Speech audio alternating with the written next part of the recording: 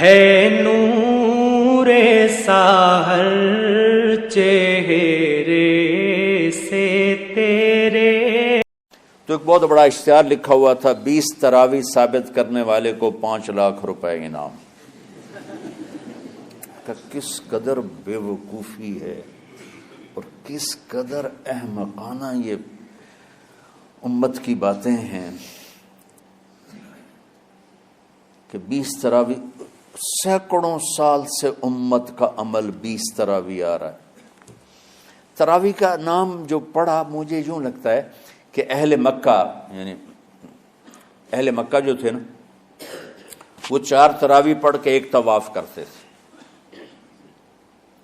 تو وہ آرام کے لیے ہوتا، ترویحہ آرام، تھوڑی دیر کا آرام. تو 4 تراویح کے بعد ایک طواف کرتے تھے. وہ چھوٹا سا طواف 10 منٹ میں ختم ہو جاتا تھا، اور پھر 4 تراویح پڑھتے تھے، پھر طواف کرتے تھے، پھر 4 پڑھتے تھے، پھر طواف کرتے تھے. یہ صحابہ کے تھوڑے بعد کے دور کی بات. تو مدینے والوں کو پتہ چلا کہ مکے والے تو یہ کرتے ہیں. وہ کہنے لگے اساں کی کریے؟ انہوں نے کہا اسی 40 تراویح پڑھیں گے، 40 رکعت. وہ 40 رکعت پڑھتے تھے. تو نوافل میں کوئی سختی نہیں کہ بھائی 8 سے زیادہ نہیں پڑھنی، بدعت ہو جائے گی، اور 20 پڑھنا بدعت ہے. یہ سب جہالت کی بات ہے. اور یہ 8 پڑھ رہے ہیں یہ غلط ہے، یہ بھی حماقت کی بات ہے. جو صحیح حدیث سے دلیل پکڑ کے کوئی عمل کرتا ہو تو بھائیو اس سے بحث نہ کیا کرو، مناظرہ نہ کیا کرو. یہ بہت نادانی والی بات. اور امت کا خلق، لاکھوں کروڑوں انسانوں کا ایک عمل پہ جمع ہونا، یہ بذات خود اس کی طاقت کی ایک دلیل. اور حرمین جب سے میرے رب نے، حضرت عمر نے 20 رکعت شروع کی، آج تک وہاں بھی ساری مساجد میں 8 رکعت تراویح ہوتی ہے، لیکن حرمین کی مسجد میں 20 رکعت، ادھر بھی ادھر بھی. اور یہ جو وہ وہاں ختم قرآن پہ دعا نہیں مانگی جاتی، یہ کس کا عمل ہے؟ حضرت عثمان کا. حضرت عثمان نے اپنے دور خلافت میں تراویح پڑھانے والے سے کہا جب قرآن ختم کرو تو دعا کرنا. وہ کہنے لگے جی کیا دعا کروں؟ کہ جو تیرے دل میں آیا کرنا. تو ختم قرآن کی رات تراویح کی آخری رکعت میں من الجنت والناس کے بعد دعا کے لیے ہاتھ اٹھانا، یہ حضرت عثمان رضی اللہ تعالیٰ عنہ نے اس کو زندہ فرمایا. اور امام دعا کرتا تھا 1 منٹ، 10 منٹ، 20 منٹ، جتنے بھی، اور پیچھے لوگ آمین کہتے تھے. وطر کی جماعت نہیں ہوتی تھی. وطر کو باجماعت حضرت مولا علی رضی اللہ تعالیٰ عنہ نے شروع کی کہ وطر کو بھی باجماعت پڑھا جائے. تو یہ ان کی سنت ہے کہ وطر کو باجماعت پڑھا گیا. تو اب یہ لہٰذا یہ سارے سنت جو کام ان خلفۂ راشدین سے ہوا وہ بھی سنت ہے. تو اللہ نے ہمیں ایک رات ایک عبادت دے دی کہ میرا قرآن پڑھو اور سنو. پہلی امتوں کو تراویح کیوں نہیں تھی یا قیام اللیل کیوں نہیں تھا؟ کہ ان کو اپنی کتاب یاد ہی نہیں ہوتی تھی. وہ اپنی کتاب کے حافظ نہیں ہوتے تھے، وہ اپنی کتاب یاد ہی نہیں کر سکتے تھے، صرف نبی کو یاد ہوتی تھی. اللہ نے ہمارے لیے کتنا آسان کر دیا کہ 7 سال کے یہ چھوٹے چھوٹے بچے قرآن یاد کر رہے ہیں، 70 سال کا بوڑھا قرآن یاد کر رہا ہے. یہیں یہ مولوی یوسف صاحب کا ساتھی تھا، یا پتہ نہیں ان سے پہلے تھا، سلمان، مولوی سلمان، آج کل امریکہ میں ہوتے ہیں، ہماری ایک شاخ چلا رہے ہیں ماشاءاللہ. وہ شروع میں یہاں تھے، تو یہاں تراویح پڑھانے کے لیے ہمارے پاس حافظ کوئی نہیں تھا.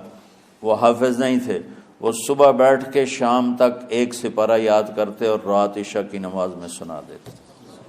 30 دن میں قرآن یاد کر کے سنا دی.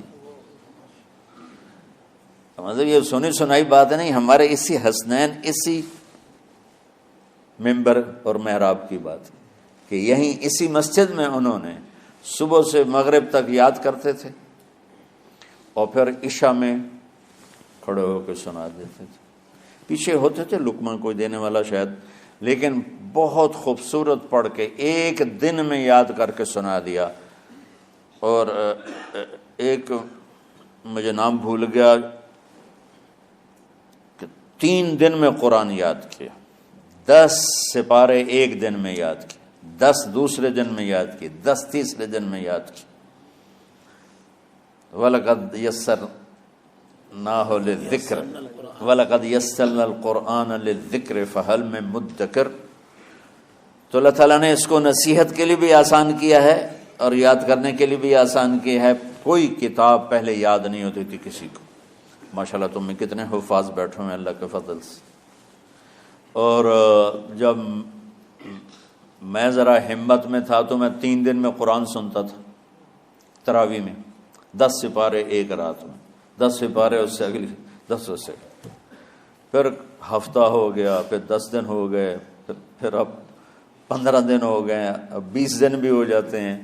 شروع میں 3 دن میں. اور یہی ہمارے مدرسے کے بچے جو مجھے سناتے تھے اور ماشاءاللہ کہیں نہیں اٹکتے تھے.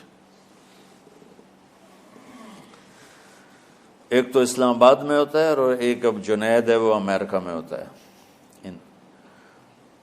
تو اللہ تعالیٰ نے اس طرح اور کراچی میں اشعار لگے ہوتے ہیں 10 دن میں قرآن ختم, 1 ہفتے میں قرآن ختم. یہ وہاں اشتہار لگے ہوتے ہیں بھائی آپ ہمارے پاس آ کے تراویح پڑھیں, ہم ہفتے میں قرآن ختم کر دیں. ٹھیک ہے.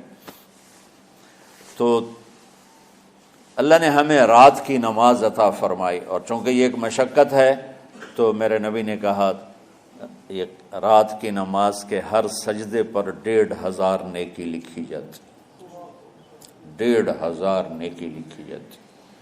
اور اللہ تعالیٰ ہر سجدے پر جنت میں ایک محل بناتا ہے جس کے 60,000 سونے چاندی کے دروازے ہوتے, اور ایک درخت اس کے لیے لگاتا ہے جس کے نیچے 100 سال گھوڑا دوڑ سکتا ہے. تو رمضان کا اہتمام آپ رجب سے شروع فرما دیتے تھے, جس کو ہم آج صلاۃ التراویح کہتے ہیں. میرے نبی کے زمانے میں اسے قیام اللیل کہا جاتا تھا. تراویح کا نام کب پڑا اس کا تو مجھے پتہ نہیں, کہیں نہ کہیں لکھا ہوگا, لیکن صحابہ کے دور میں اس نماز کا نام تھا قیام اللیل. اس لیے حضرت عائشہ رضی اللہ تعالیٰ عنہ کی روایت ہے نا, جس سے 8 رکعت والے حضرات استدلال کرتے ہیں کہ رمضان اور غیر رمضان میں, اس کو امام بخاری نے قیام اللیل کا ہی عنوان دیا ہے, آپ نے 11 رکعت سے زیادہ نماز نہیں پڑھی.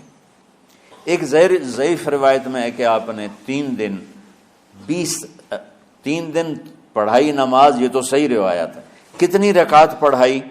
تو ایک ضعیف روایت میں ہے کہ 20 رکعت پڑھائی. اچھا, ضعیف روایت سے عبادت ثابت نہیں ہو سکتی حکم شرعی. تو جب حضرت عمر رضی اللہ تعالیٰ عنہ نے سب کو, اب میرے نبی کے دور میں 3 دن کے بعد آپ تو آئے نہیں کہ کہیں فرض نہ ہو جائے, تو صحابہ اپنے طور پر قرآن سنتے تھے ٹولیوں میں. صدیقی دور میں 2 سال وہ فتنوں میں گزرا, تو اس میں بھی اسی طرح چلا کہ ٹولیوں میں ہوتے تھے. حضرت عمر رضی اللہ عنہ کے زمانے میں حکومت مضبوط ہو گئی, طاقتور ہو گئے. تو ابتدائی سالوں میں نہیں, چند سالوں کے بعد اب مسجد میں تشریف لائے تو لوگ اس طرح کوئی 4 ادھر 4 ادھر 5 ادھر 10 ادھر 20 ادھر, تو کہنے لگے ان کو ایک امام پہ جمع کر دیا جائے تو کتنا اچھا ہوگا.